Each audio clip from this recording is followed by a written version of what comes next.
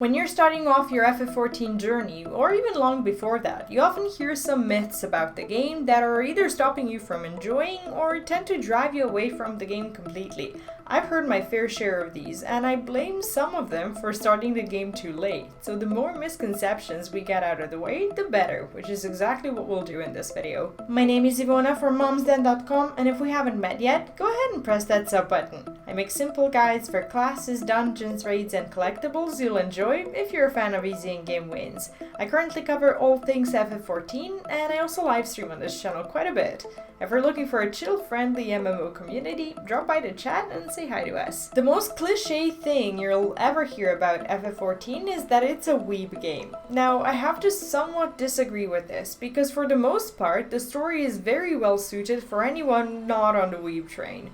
Some expansions have more of an Eastern feel than the other ones, like Stormblood for example, but I think the weeb thing is just being made out to be a big deal for no reason. I've been failing to understand why weeb is considered bad anyway, and yes, there are plenty of people playing the game who love this type of content, but if you don't, I don't see how the game would rub you the wrong way just based on this. FF14 is played without add-ons and almost all of them are not allowed, but that doesn't make the game feel bad. Coming from WoW, I was initially very afraid to play the game in this naked mode without tons of info on my screen, but I do like to customize everything, and the game has allowed me to do that fully. I no longer feel the need for some arbitrary information that I shouldn't be bothered with as an MMO player, and I'm far better off that way. It may not be everyone's thing, but for me it's a relief, and you may feel the same way after you've customized your UI to your liking. Another one is thinking that you can breeze through leveling with your first character. When I started the game, seeing how easy it was to hit like level 20 made me feel optimistic about my chances of leveling in about a couple of weeks. Boy was I wrong about that. Not only that every single level takes a while to get through later on, but there's also the MSQ gating you from being maxed out as a character. I'm just happy I realized that very early in my gameplay, and I shielded myself from some massive disappointments that were inevitably coming my way. People also tend to say that you can't fully enjoy the game if you don't know a lot about it. I may have a slightly different perspective as someone who's streamed and had a bit of help from the community since day one, but I can confidently say that the game is fully enjoyable even when you're clueless. I'm still clueless about a lot of stuff when it comes to my jobs, various features of the game, and interface in general, and I'm loving every step of the way because the core of the game just feels good, so it's definitely possible. I think one of the main reasons why it took me so long to start playing FF14 is because I don't know anything about the other FF games, so I believe this one would fully confuse me. Luckily, they don't actually have anything to do with one another story-wise, so if you're an FF noob like me, don't worry, as you'll be just fine. As a kind of a hopeless introvert, when I started my MMO journey, I was pretty anxious about doing content with other people. In WoW, that didn't used to be a big deal as a lot of stuff is soloable and you get phased a lot. But in FF, the community is vibrant and interconnected in ways I couldn't even begin to imagine. At first, I thought I wouldn't fit in at all, considering I do like my solitude sometimes. But FF14 is making me crave company and interaction, as I know that everyone's out there doing things, so in a way, I feel like I'm missing out if I'm not around.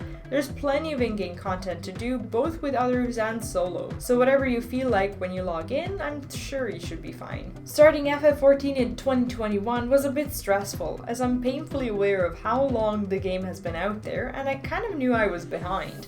The very amount of content has been making me feel like I should have started earlier, as I now would have had a lot more stuff going on, but that's just a very silly thing to overwhelm myself with. In reality, I'll only ever be doing the content I'm having fun doing, and I think that's definitely achievable in the foreseeable future, so I've got nothing to worry about, and I think the same goes for you. If you're new to the game, just focus on finishing the main storyline, and know that you'll have enough time to do everything and anything you want, as those things are here to stay. A lot of people used to tell me FF14 is a copy of WoW, in a way. Back when I played WoW, while the game still kind of felt good to me, I didn't see that as a bad thing. These days, however, I'm aware that it is both not true and would be a very bad thing if it was true. FF14 looks and feels nothing like WoW right now in terms of the story, the open world, the activities, and so many other things. So no, in short, FF14 is not a WoW clone and is a standalone game doing very well the way it is. Also, there's this thing where people talk about the story and the combat in the early game as if it's the slowest thing they've ever encountered in an MMO. I'll go ahead and say it's a bit of a spoiled attitude, as both of the features pick up very quickly as soon as you're past the introduction to the game. The fact that there's just a ton of story to go through shouldn't be mistaken for it being slow, as the game is a digital carousel of twists and turns that really keeps you on your toes if you give it a decent chance. Lastly, there's an overly optimistic misconception about the FF14 community being perfect and fully non-toxic. Although it's a lot better than in some MMOs due to both the game's culture and the heavy in-game moderation, there's still some bad eggs around there. Some are newcomers who are unadapted to the tame community of FF14, and some are even veterans who feel quite displeased with the influx of both new players and new content creators. And I've had the pleasure of meeting quite a few memorable individuals from all these categories.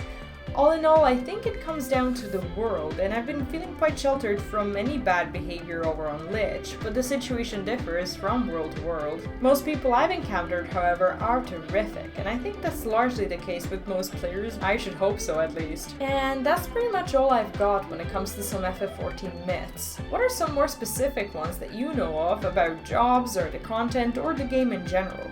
Let me know in the comments, and if you haven't subbed to the channel yet, now might be a good time to do so. Huge thanks to these awesome people supporting the channel here on YouTube or on Patreon, as they've broken one of my own myths I had about content creation, that no matter what you do, you can't make it full-time these days. If you like the content, feel free to join them, and I'll be seeing you in my next video. Bye bye!